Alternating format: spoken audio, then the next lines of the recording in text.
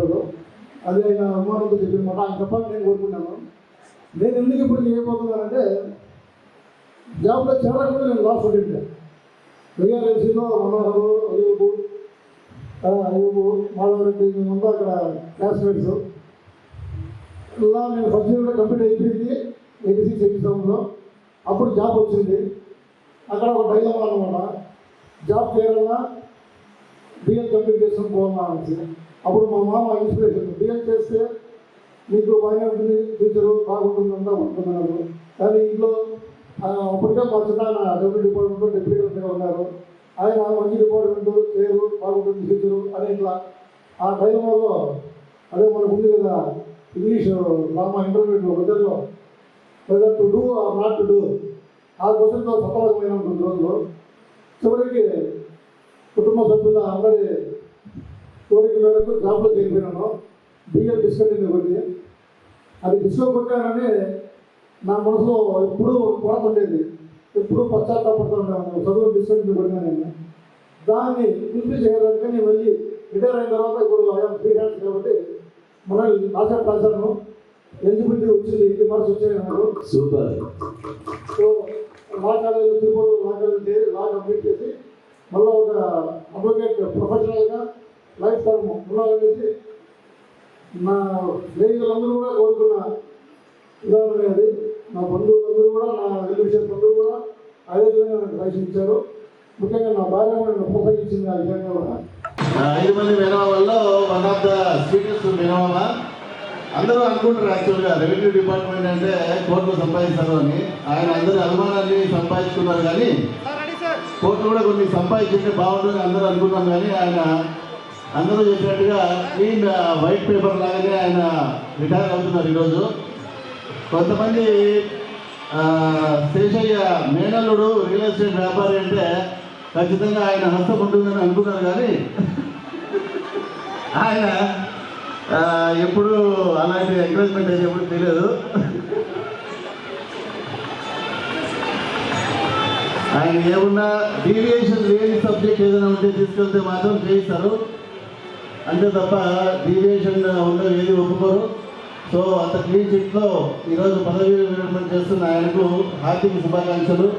ఇదైనా విశ్రాంతి తీసుకుని వచ్చే గ్రాడ్యుయేట్ అమౌంట్తో ప్రపంచ దేశాలన్నీ తిరిగి రావాలని, వాళ్ళ రెండో కొడుకు శైలిలో ఉండే యూకే పోయి రావాలని మా అత్త మామకి మనస్ఫూర్తిగా కోరుకుంటున్నాను. మా తమ్ముడి సక్సెస్లో తోడుగా ఉండి ఆయనకు ఎంతో మా తమ్ముడు వారి కళావతికి అభినందనలు. ఆమె కుటుంబానికి వారధి. మా తమ్ముడు అంటే మాకు చాలా అభిమానమే. ఇదే కానీ మా తమ్ముడు చిన్నప్పటి నుంచి కూడా మా తమ్ముడు పిల్లలు మేము అంటే ఇది మా తమ్ముడు కూడా ఎంతో చల్లగా ఉండాలి. అందరికీ నమస్కారం సార్. చాలా పెద్దలందరూ వచ్చారు ఈరోజు ఆశీర్వదించడానికి.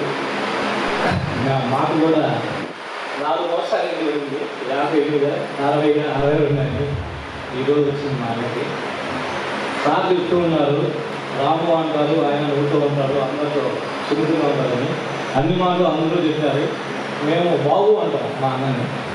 మా ఫ్యామిలీ మొత్తం చాలా బాబులను చూసారు. ఈ బాబు గురించి ఏదో కొంత మీరు చెప్తే. మా బాబు అన్న మా అందరికి నచ్చలేని అన్న.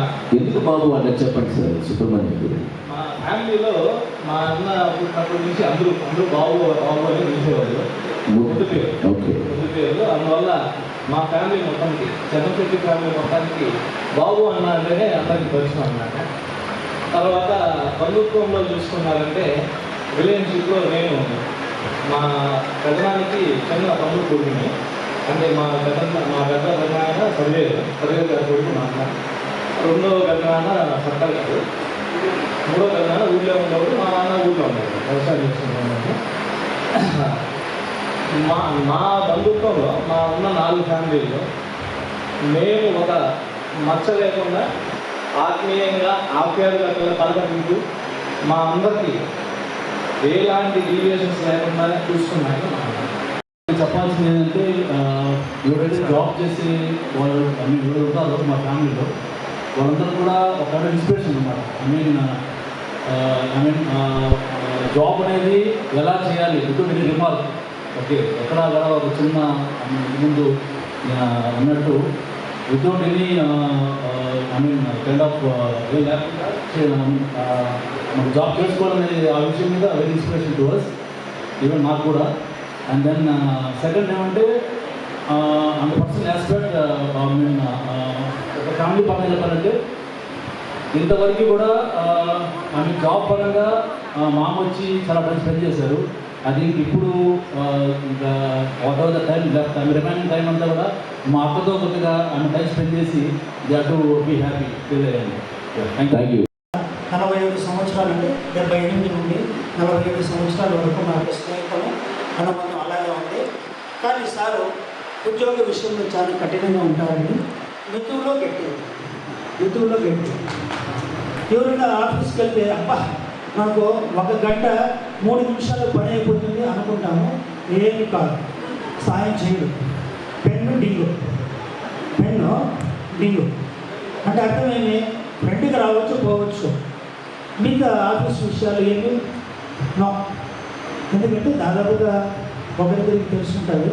నాకు ఇంత సమస్య రెవెన్యూ ఇంత పెద్దదైపోయింది అయినా కూడా సహాయం చేయలేదు, ఆయన చెయ్యడు కూడా, మేము అడగలేదు. ఇది ఒక పరోక్షమైన దేశభక్తి. ఆయన డిపార్ట్మెంట్ నుండి ఏదో కూడా వాళ్ళని ఇవ్వడు, ఏమి ఒక మాట కూడా లీక్అవుట్ చేయడు, నువ్వు కూడా ఇవ్వడు. ఏం చక్రవర్తి ఏం చక్రి అంటాడు, మళ్ళీ 3 ఫైల్ క్లియర్ చేసేస్తాడు.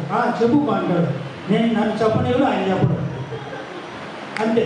వీటిలో 7-8 సంవత్సరాలు గడిచిపోయే నమస్తే బాబు నేను మీ వల్ల కాదులే అంటే నాన్న అడగదు, మీరు చేయరు, అవసరం లేదు, మిస్టర్ క్లీన్ అని క్లీన్గా వస్తే బాగుంటుంది అనే ఉద్దేశంతోనే నేను ఎటువంటి సలహా నేను అడగలేదు, ఆయన నాకు చెప్పలేదు. కాబట్టి నా ఉద్దేశంలో మా కనబడేంత మంచోడు సారు మితువుల గట్టి. చూడడానికి సాఫ్ట్గా ఉన్నా కూడా ఎలా ఉంటుందంటే ఒక ఇంగ్లీష్ ప్రాబ్లం ఉంటుంది. ఐరన్ హ్యాండ్ కింద వెల్వెట్ గ్లౌజ్ వెల్వెట్గా ఉంటుంది, మెత్తగా ఉంటుంది, లోపల గట్టిగా ఉంటుంది. కాబట్టి గ్లౌజ్ నమస్కారం చేసి మేము సెలవు తీసుకున్నాం ఆఫీస్ నుంచి. ఆశ చావదు, పోతాం సమస్య మీద. ఏం చెప్పి 2 టీలు తాగిస్తాడు. నేను కింద బటన్ ఉంటుంది వాళ్ళకి రెవెన్యూలో, కానీ అట్లా అదులుతాడు. ఎవరో ఒకరు వచ్చి ఏదో సమస్య చెప్పుకుంటారు, మా పని జరగదు. 1.5 గంట కూర్చున్నా జరగదు, 5 నిమిషాలు కూర్చున్నా జరగదు. ఆయన చాలా నిక్కచ్చిగా చేశారు. అటువంటి రెవెన్యూ డిపార్ట్మెంట్లో అటువంటి మంచి వ్యక్తి ఏమి అటువంటి వారు ఉండడం అనేది మదనపల్లి డివిజన్కి అదృష్టంగా మేము అనుకుంటాం. ఎందుకంటే ఆయన నెట్వర్క్ వగేరా అన్నిటి కూడా ఆయన కమిషనర్లు అనుకుంటే ఈరోజు 100 కోట్ల ఆస్తి సంపాదించవచ్చు. కానీ అటువంటి విషయాలు నేను మాట్లాడాను, సభ మర్యాద కాదు కాబట్టి. Mister clean, perfect man, chocolate boy, family man, gentle man, మర్చిపోయినా 5 ఏళ్ళు ఆయన ఒక గ్రామాన్ని వృధా చేసేస్తున్నాడు. హైదరాబాద్ ఏంజిల్ గురించి మీరు చాలా అదృష్టం చేశారమ్మా.